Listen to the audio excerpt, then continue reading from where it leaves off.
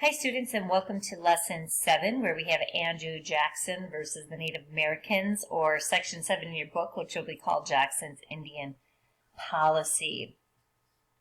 We are basically looking at the Indian Removal Act that Jackson passes during his presidency that leads on eventually, continues on through President Martin Van Buren. But basically, Andrew Jackson had little sympathy for American Indians, and during his presidency, it basically became national policy to remove Indians who remained in the East by force.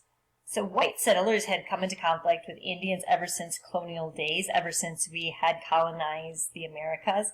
And after our independence with Great Britain, the new national government tried to settle a lot of these conflicts with treaties. Typically, the treaties drew boundaries between areas claimed for settlers and areas that government promised to let the Indians have forever.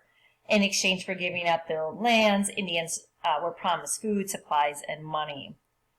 Despite the treaties, however, American Indians continued to be pushed off their land. And by the time Jackson became president, only 125,000 Indians still lived east of the Mississippi River. Now, most of these Eastern Indians lived in the South. They belonged to 5 groups, which were known as the 5 civilized tribes. That included the Creek, the Cherokee, the Chickasaw, the Choctaw, and the Seminole Indians. And they were hoping to remain in their homelands. These Indians had adopted many white ways. Most had given up hunting to become farmers. Many had learned to read and write. The Cherokee had their own written language, a newspaper, and a constitution that basically modeled the United States Constitution. While these 5 civilized tribes may have hoped to live in peace with their neighbors, many whites did not share the same goal. A lot of them were cotton-growing farmers who wanted to expand their farms westward. And they really looked at these Indian homelands and wanted them basically to leave. And they decided that the Indians had to go. So in 1830, President Jackson urges Congress to pass this Indian Removal Act.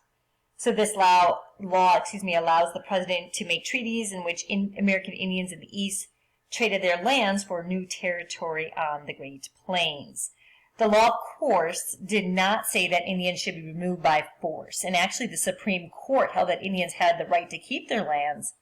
Jackson disagreed, and he basically said that if these Indian groups refused to move voluntarily, he would meet them with force. And usually that would have tragic results, as in the case with the Sac and Fox Indian group in Illinois. They had a chief leader named Black Hawk. Obviously, that must be where the Chicago Blackhawks get their name.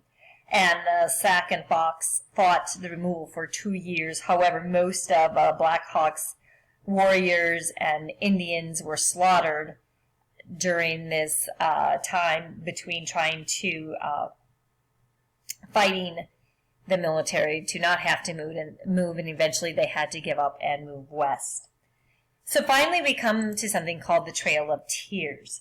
So the Trail of Tears is basically where a group of Cherokee Indians were forced from their homes in Georgia and herded west by federal troops, and they had to walk the entire way during winter. This was not a pleasant time at all. They were dragged from their homes and only allowed to take the clothes they had on. And many of them died as they walked barefoot for hundreds and hundreds of miles. In fact, 4,000 of these Indians died during this long journey into Indian territory. So if you look here on this slide, you're going to see, and we had done this at the beginning of this unit, if you recall, the Trail of Tears journey. So if you look here in the red, this is where the Cherokee had started, and then this is their journey into the Indian territory.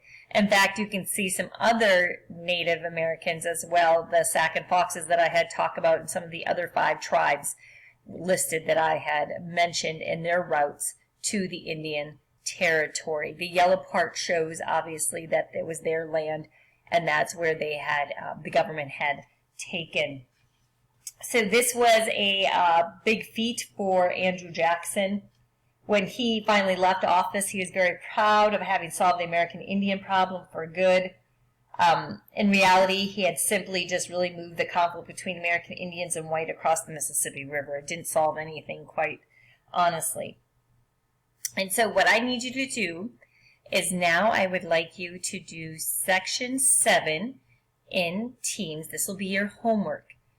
And this will be basically on the Trail of Tears and how you think the Indians felt during this time. Again, it is a PDF. You need to save it and then attach that work in Teams. Have a great day, kiddos. Bye-bye.